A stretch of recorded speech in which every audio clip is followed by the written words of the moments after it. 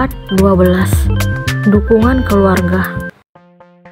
Aku sangat dilema saat ini dan bingung harus bersikap seperti apa.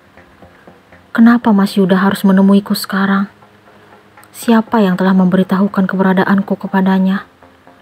Ketika aku ingin melupakan laki-laki itu, ia justru muncul kembali. Apa yang harus aku lakukan sekarang?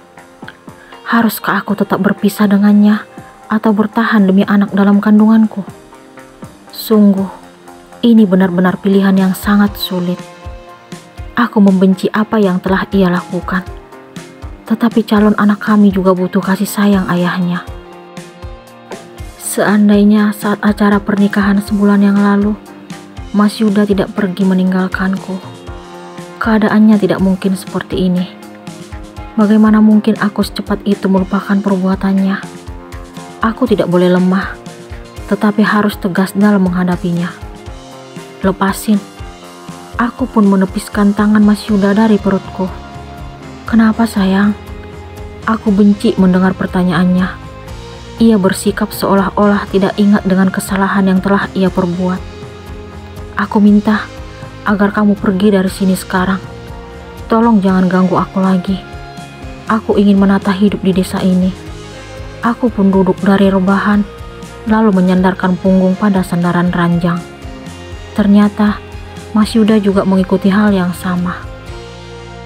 Itu nggak mungkin sayang, kita itu suami istri.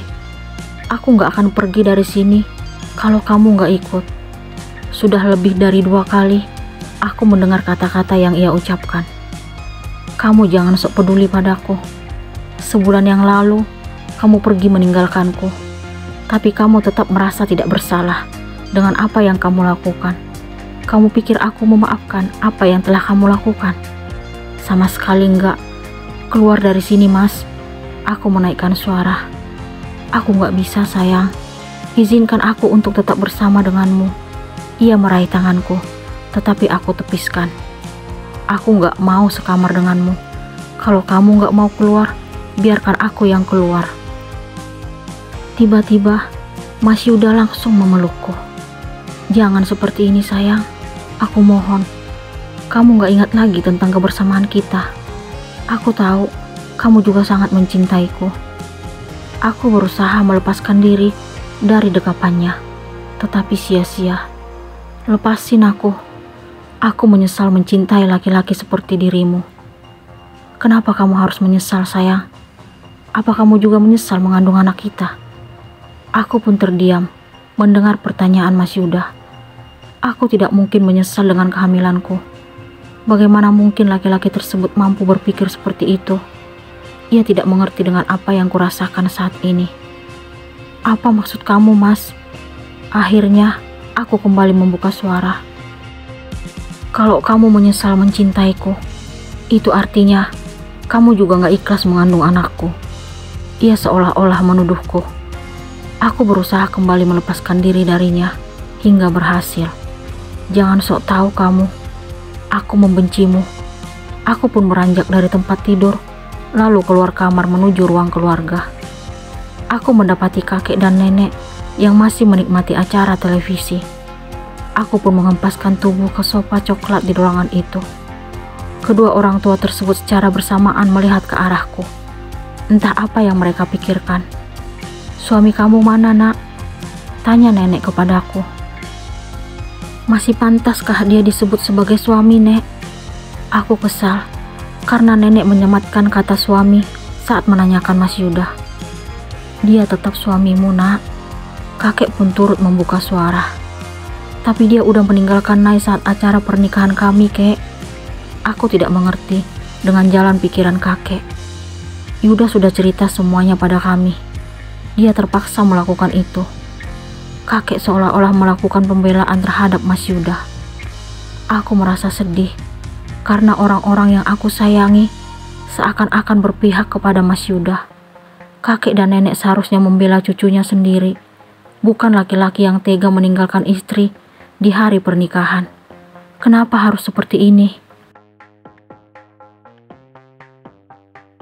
Setelah selesai salat Isya, aku memilih untuk tetap berada di ruangan keluarga. Begitu juga dengan Mas Yuda. Sementara kakek dan nenek memilih istirahat di kamar, Mas Yuda menggeser posisi duduknya makin dekat denganku. Tetapi aku berusaha menjauh. Melihat tingkahnya yang seperti itu, aku pun mengingat papa dan mama. Hanya kedua orang tua itu yang mengetahui keberadaanku di desa ini.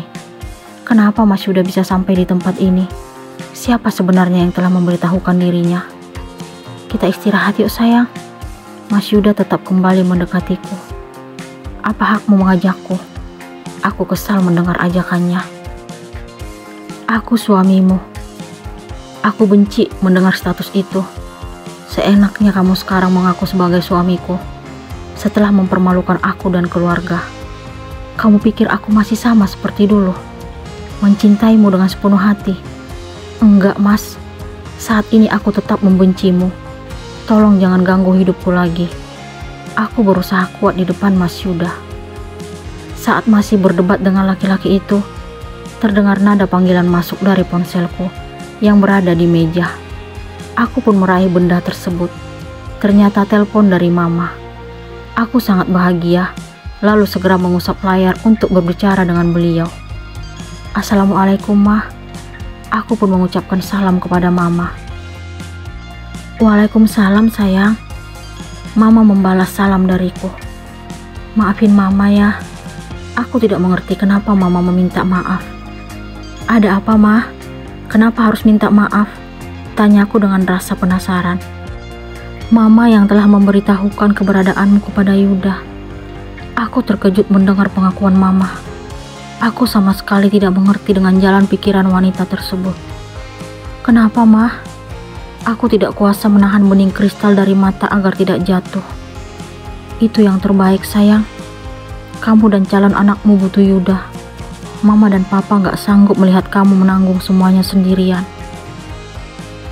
Mas Yuda mencoba meraih tanganku, tetapi aku merasa makin kesal melihat dirinya.